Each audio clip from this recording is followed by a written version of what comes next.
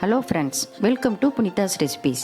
இன்றைக்கி என்ன ரெசிபி பார்க்க போகிறோம்னா டேஸ்ட்டான ஈவினிங் ஸ்நாக் வெஜிடபிள் கட்லெட். வாங்க அது எப்படி பண்ணலான்னு பார்க்கலாம். ஃபஸ்ட்டு ஒரு வானலில் 2 டேபிள் ஸ்பூன் அளவுக்கு எண்ணெய் சேர்த்துக்கலாம். எண்ணெய் நல்லா காஞ்சதும் பொடியாக கட் பண்ணி வச்சுருக்கிற இஞ்சி, 2 பச்சை மிளகாய், கட் பண்ணி வச்சுருக்கிற ஒரு பெரிய வெங்காயம் சேர்த்து நல்லா வதக்கிக்கலாம்.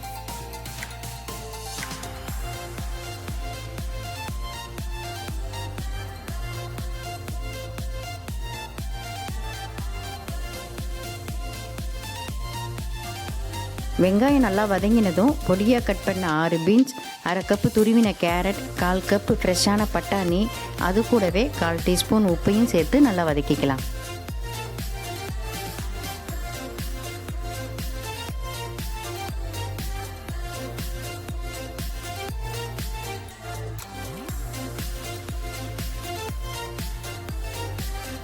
கேரட் பீன்ஸ் நல்லா வதங்கினதும் 1/4 டீஸ்பூன் மஞ்சள் தூள், 1 டேபிள் ஸ்பூன் தனி மிளகாய் தூள், 1 table spoon garam masala, 1 table spoon ஜீரகத்தூள், 1/2 டேபிள் ஸ்பூன் ஆம்ச்சூர் பவுடர் சேர்த்து நல்லா வதக்கிக்கலாம்.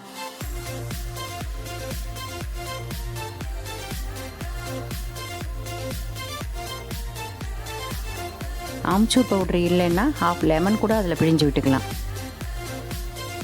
இப்போது ஸ்டவ்வை சிம்மில் வச்சு எல்லா மசாலாவையும் நல்லா கலந்து விட்டுக்கலாம்.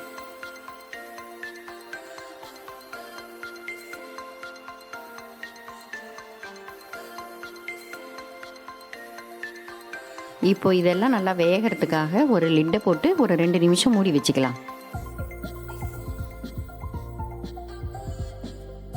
இப்போ இதெல்லாம் நல்லா வெந்ததும் வேக வச்சிருக்கிற 3 உருளைக்கிழங்கு, கொஞ்சம் கொத்தமல்லி, இதுக்கு தேவையான உப்பு சேர்த்து நல்லா வதக்கிக்கலாம்.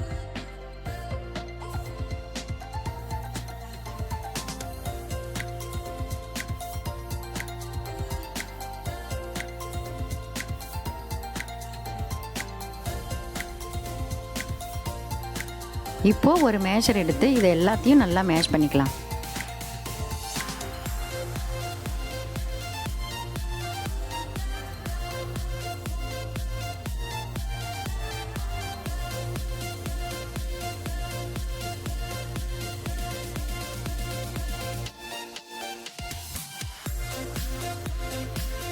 இப்போது மேஷ் பண்ணி வச்சிருக்கிற மசாலாவை உருண்டை பிடிச்சு வச்சுக்கலாம்.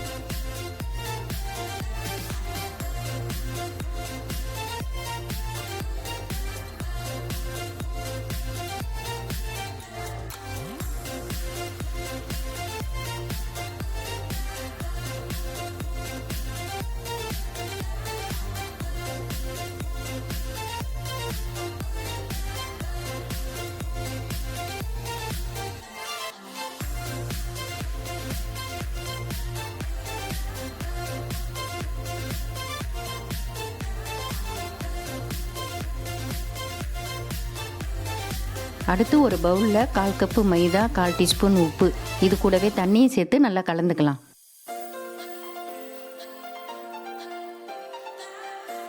இது ரொம்ப திக்காக இல்லாமல் இந்த அளவுக்கு கலந்துக்கலாம்.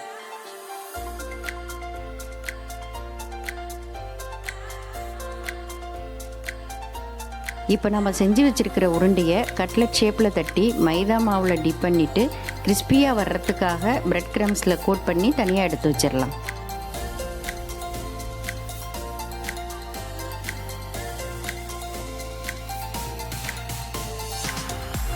அடுத்து இது போலவே எல்லா கட்லெட்டையும் இப்போ ரெடி பண்ணி வச்சுக்கலாம்.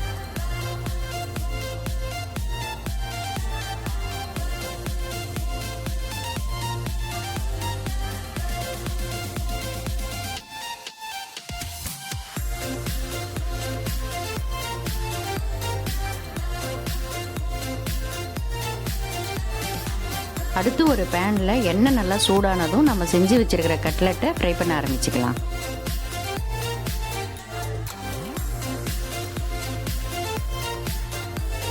இப்போ ஒரு 2 நிமிஷம் நல்லா வேகட்டும்.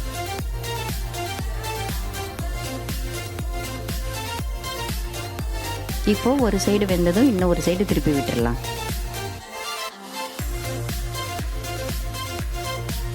அவ்வளோதான். இப்போ கட்லெட் கோல்டன் ப்ரௌன் ஆகிடுச்சு. இப்போ எடுத்துக்கலாம்.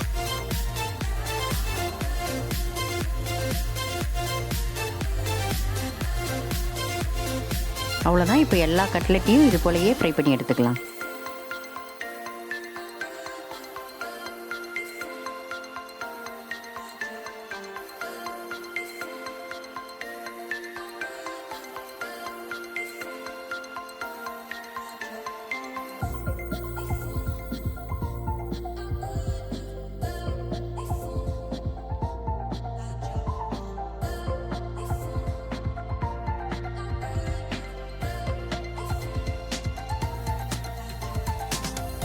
அவ்வளோதான். இப்போ கிறிஸ்பியான டேஸ்டியான கட்லெட் ரெடி.